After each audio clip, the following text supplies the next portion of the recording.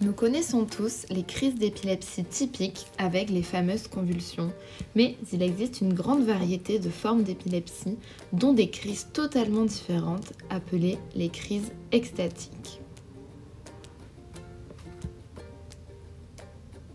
Mais alors, qu'est-ce que les crises d'épilepsie extatique ?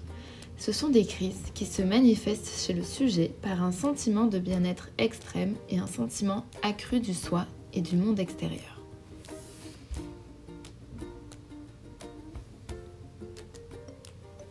Des chercheurs suisses et américains se sont demandé d'où provenaient ces crises dans le cerveau.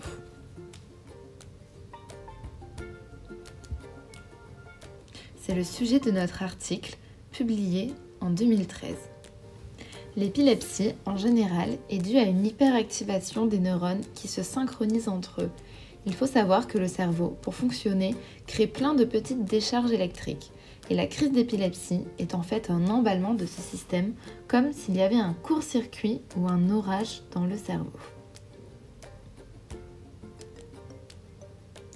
Les crises extatiques sont donc de petits orages qui ont lieu dans une zone très précise du cerveau que l'on appelle l'insula.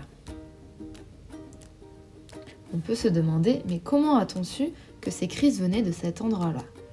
Premièrement, on a réussi, à l'aide d'une machine, à faire comme des photos du cerveau pendant ces orages. On appelle ça un IRM. Cette photo met en couleur la zone du cerveau qui s'active pendant la crise, ici le lieu de départ de l'orage.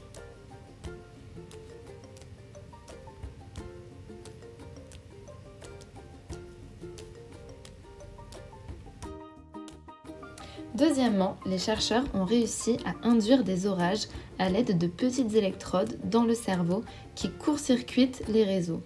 Lors de stimulation, les patients ont ressenti une perception accrue d'eux-mêmes et un sentiment de bien-être intense, comme dans les véritables crises extatiques. Et dernièrement, on sait par d'autres études que cette zone du cerveau est impliquée dans de nombreuses fonctions, notamment l'interoception, la gustation, l'audition ou le traitement des émotions. Malgré tout, cet article a certaines limites. Les crises extatiques étant rares, les chercheurs n'ont que peu d'observations à disposition.